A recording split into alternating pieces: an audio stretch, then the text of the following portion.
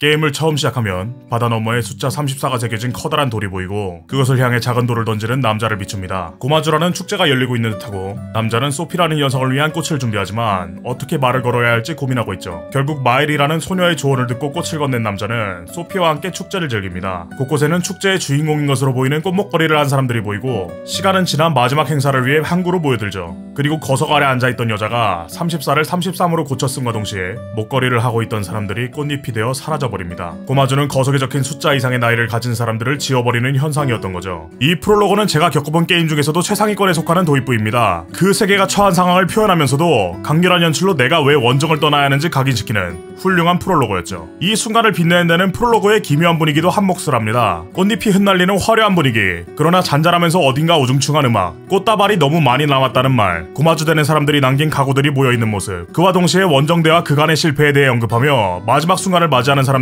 무엇 때문에 마지막을 맞이하는지 모호하게 만들죠. 물론 프랑스어에 대한 이해가 있다면 고마주라는 말을 듣고 짐작은 할 수 있을 겁니다. 평소라면 저도 번역이 이뤄지지 않은 점을 짚고 넘어갈 테고요. 하지만 고마주라는 단어를 그대로 둬서 그 의미를 짐작하기 힘들었기 때문에 그 순간이 더 강렬하게 남았던 게 아닌가 싶더라고요. 클레르 옵스키르 34 원정대는 명작입니다. 연출뿐만 아니라 플레이도요. 우선 스포일러 없는 리뷰를 위해 플레이를 먼저 풀어봅시다. 기본적으로 이 게임의 턴제는 용과 같이 세븐을 떠올리게 만듭니다. 공격 중에 QTE를 성공시키면 피해량이 증가하고 적들의 공격에 맞춰 특정 키를 누르면 공격을 무마할 수 있으니까요. 하지만 처음으로 크로마틱이라는 이름이 붙은 몬스터를 만나는 순간 혹은 자신이 전문가 난이도로 플레이를 하고 있다면 우리는 게임을 통해 잊었던 소중한 감정을 느낄 수 있게 됩니다. 인간은 창에 맞으면 뒤지는 거였지 참. 이 게임은 턴제를 싫어하는 사람마저도 즐길 수 있는 턴제 게임입니다. 적들의 패턴을 능동적으로 피하고 싶다고요? 그래야만 할 겁니다. 게임 자체가 대부분의 공격을 피하는 걸 전제로 만들어져 있으니까요. 턴제라고 부를 수 있는 부분은 속도 스탯으로 인한 행동의 우선순위, 그리고 어떻게 공격을 더 강하게 만들지에 대한 것뿐이며 방어는 소울라이크 게임들이 늘상 그랬듯 그저 익숙해지는 수밖에 없죠. 늘상 보던 회피와 패링은 늘상 보던 방식으로 설계되어 있습니다. 회피는 패링보다 타이밍이 널널하지만 패시브를 세팅하지 않으면 리턴 이 없고 패링은 성공하면 이번 전투에서 살아남을 수 있죠. 물론 기술 사용에 필요한 AP를 수급해주기도 하지만요. 이런 설계 때문에 보스들은 수치보다는 패턴을 통해 난이도를 어필하고 그 점은 크로마틱 몬스터들을 통해 확실히 드러납니다. 크로마틱 몬스터들은 일반 몬스터의 패턴을 기본으로 삼지만 대부분이 타이밍이 어렵거나 연타의 횟수가 많아진 강화 패턴들을 가지고 있고 그중 몇몇은 특정 기믹을 풀어야만 파괴할 수 있는 패턴을 가지고 있기도 하죠. 이 점은 확실히 좋았어요. 물론 정통 턴제를 좋아하는 사람들에게는 어필되지 않는 요소겠지만 그런 사람들을 위한 요소들도 준비되어 있습니다. 턴제 유저가 사랑에 맞지 않는 빌드 과정 말이죠. 무기에는 강화 단계에 따라 해금되는 효과가 있고 그 효과들은 캐릭터들의 기술에 맞춰 설계되어 있어 빌드의 큰 틀을 잡아줍니다. 그걸 보조하는 핀토스라 부르는 장신구 개념의 장비는 모든 캐릭터들이 사용하기에 알맞은 각종 패시브 스킬들과 생명력, 방어, 속도, 치명 타율로 구성된 스탯을 가지고 있죠. 특이한 점은 이 핀토스에 붙어있는 패시브 스킬들은 4번의 전투에서 승리하면 그 효과가 등록되어 다른 캐릭터도 사용할 수 있는 루미나가 된다는 점이에요. 물론 등록한 루미나를 전부 사용할 수 있는 건 아니고 일정 루미나 포인트를 지불해야 장착할 수 있죠. 당연히 강한 효과는 높은 비용을 가지고 있으니 이를 어떻게 분배할지가 중요해집니다. 한정된 자원, 극도로 세밀하게 계산된 루미나의 포인트 수치를 한데 모아 최고의 효율을 내는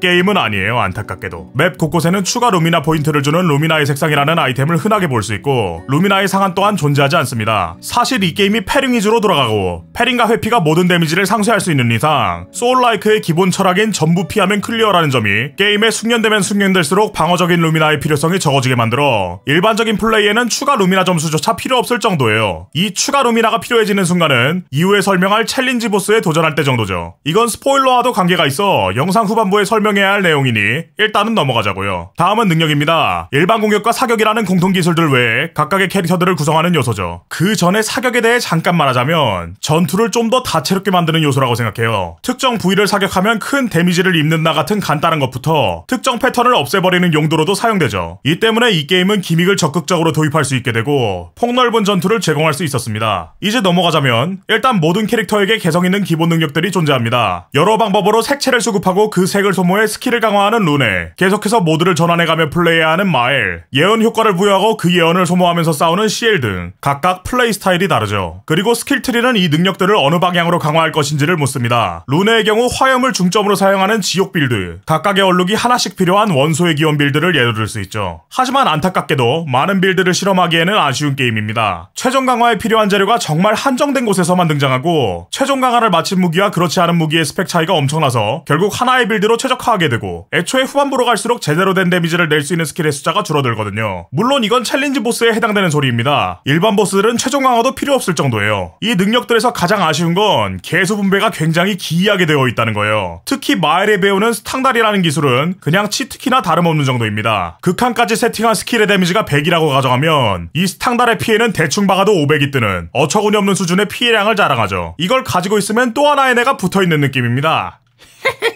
꽤나 해먹고 있는 모양인데 역시 스탕달의 힘을 빌리는 게 좋지 않겠어?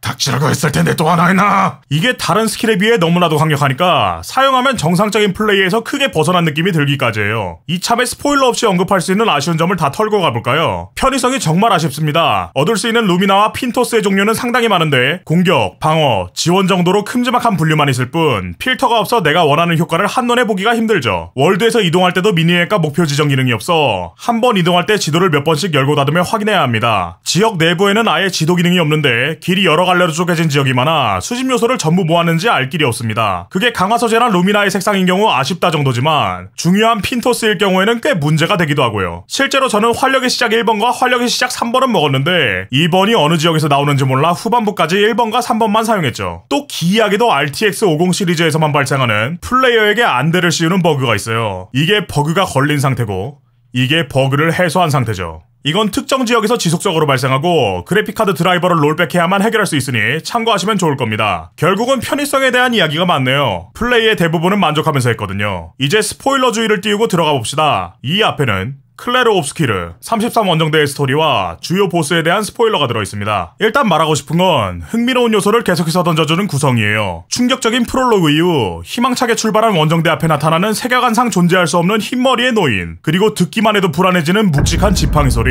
잘 만든 캐릭터는 작품 전체를 이끈다고 하죠. 이 게임에서는 그 역할을 노인, 그러니까 르누아르가 가져갑니다. 단숨에 원정대의 대부분을 쓸어버리며 그 압도적 위용을 뽐내죠. 그렇게 살아남은 원정대원들을 모으던 중 이번에는 사람을 해치지 않는 네브론이 등장하고 그 후에는 제스트랄이라 불리는 전설 속 생물이 등장하는 등 지루할 틈 없이 꽉 차있는 구성을 보여주죠. 물론 스토리의 큼지막한 구성 또한 좋습니다. 각 막이 넘어갈 때마다 새로운 충격을 선사함과 동시에 극이 크게 바뀌는 사건이 벌어지죠. 1막 힘든 보스전을 끝내고 새로운 곳으로 나아갈 준비를 마쳤을 때 불안한 지팡이 소리와 함께 르누아르가 다가오는 모습, 구스타브와 마엘이 대화를 하며 긴장을 풀고 있는 모습을 번갈아 보여줍니다. 그리고 르누아르의 일격에 순식간에 구스타브가 사망하죠. 구스타브는 사실상 지금까지 극을 이끌었던 인물이었기에 충격은 배가 됐어요. 뭔가 이상한 포인트는 있었습니다. 다른 캐릭터들의 스킬트리를 보면 대부분의 스킬이 열려있는데 구스타브만 기이할 정도로 잠겨있는 스킬이 많았고 무기 또한 다른 캐릭터들은 여러가지 효과가 붙어있었는데 구스타브의 무기는 효과가 전혀 없었거든요.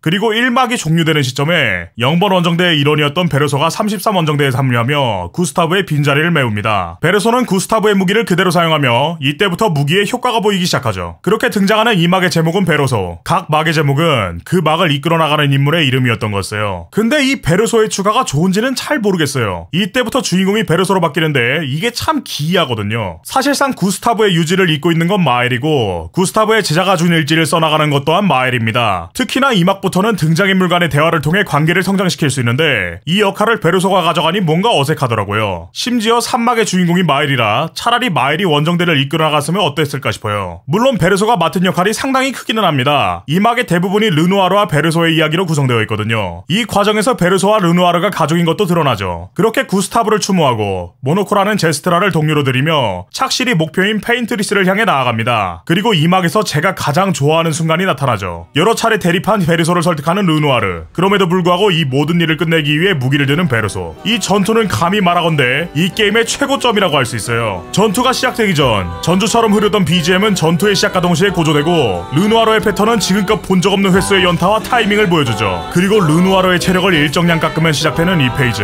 뒤쪽에서부터 걸어나오는 덩치 큰 야수와 그 야수가 내리친 번개에 회복되고 검고 하얀 꽃잎과 함께 일어나는 르누아르, 그리고 그 악몽과도 같은 지팡이 소리에 맞춰 하이라이트로 치닫는 BGM까지 뭐 하나 빠짐없는 보스전이었어요. 물론 그로 인해 이 막의 진짜 보스인 페인트리스 보스전이 조금 빛이 바래긴 했지만요. 그렇게 페인트리스를 쓰러뜨리고 나면 거석에 적힌 33이라는 숫자가 사라지고 원정대는 고향으로 돌아가 축제를 즐깁니다. 그리고 모든 게 사라져버리죠.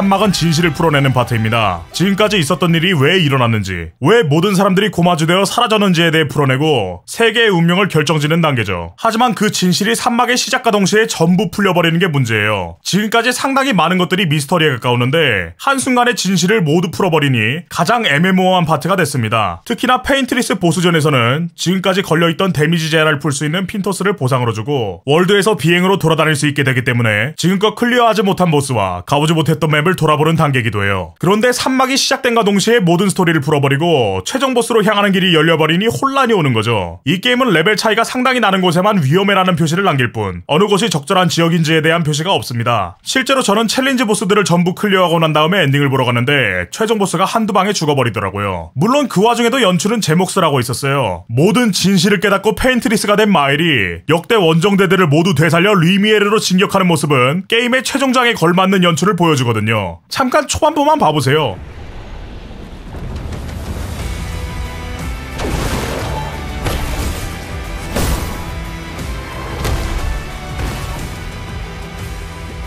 These expeditioners are glorious wreakers of havoc.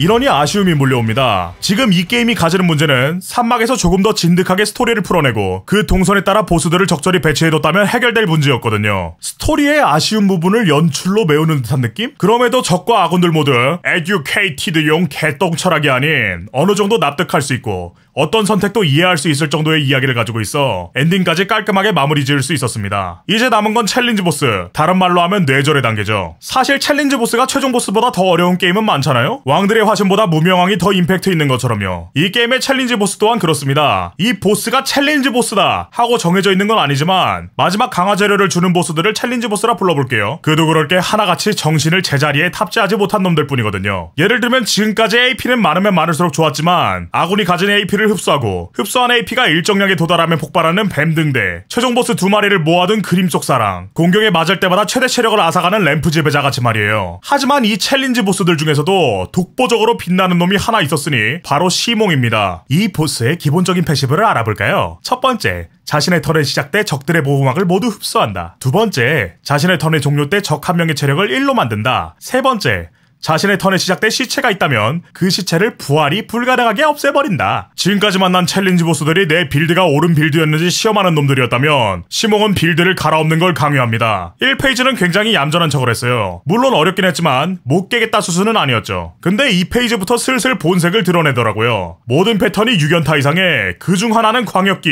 패턴은 미친놈 작두 타는 것 마냥 이리저리 날아다니니 패링을 치는 것도 힘겨웠죠. 저는 이놈을 총 3번 클리어했습니다. 첫 번째는 수심벌의 트라이 이후 내면의 어둠에 잠식돼 개빡쳐서 스탕다를 사용해 클리어했죠. 이게 진짜 말도 안 되는 성능이 만든 게 그냥 쏴도 2방이면 충분하더라고요. 두 번째는 스탕다를 봉인하고 정상적으로 플레이했습니다. 근데 체력이 한 20% 정도 남았을 때 붉은 빛을 내뿜으며 메인 파티를 삭제하는 패턴이 등장했죠. 이 게임은 루미나의 분배 상한이 없기 때문에 메인 파티를 정하고 나면 그쪽의 성장에 주력하게 됩니다. 때문에 파괴 불가능한 원정대의 삭제는 충격 그 자체였죠. 하지만 이 패턴은 스킵이 가능했습니다. 스탕다를 제외한 정상적인 플레이에서 가장 강력한 피해량을 자랑하는 마엘의 그레디언트 어택, 고마주를 이용하면 체력이 절반 정도 남은 시점에 한 번에 시몽을 죽일 수 있거든요. 그게 두 번째 클리어였지만 너무나도 찝찝한 승리였어요. 이걸 제대로 클리어했다고 볼 수 있을까? 솔직히 말하면 챌린지 보스가 필수 과제도 아닌데 여기서 더 고생해봤자 의미가 있을까? 평소였으면 그냥 끝내고도 남았겠지만 재미있게 플레이하고 있는 게임에서조차 타협을 하면 대체 내가 왜 게임을 하고 있는 것인가 하는 의문이 들더라고요. 결국 또다시 저장 데이터를 돌려서 패턴 스킵 없이 플레이하기 시작했습니다. 3페이지의 패턴 간단해요. 타수가 하나 더 붙습니다. 이미 2페이지에서 1페이지의 패턴에 타수가 한 번 더 붙었는데 3페이지는 거기에서 타수가 하나 더 붙어 기본이 9연격이 되는 거죠. 패턴 스킵을 보면 확정적으로 파티 하나가 사라지는 거니